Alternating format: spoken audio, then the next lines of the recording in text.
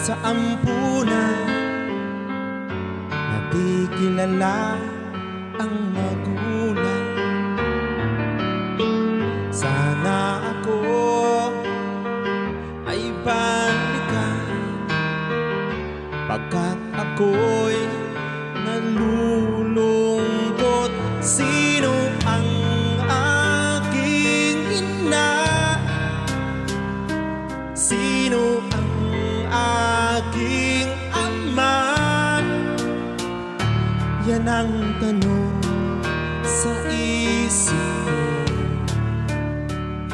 Sana ay sabihin niyo para sila'y mahanap ko.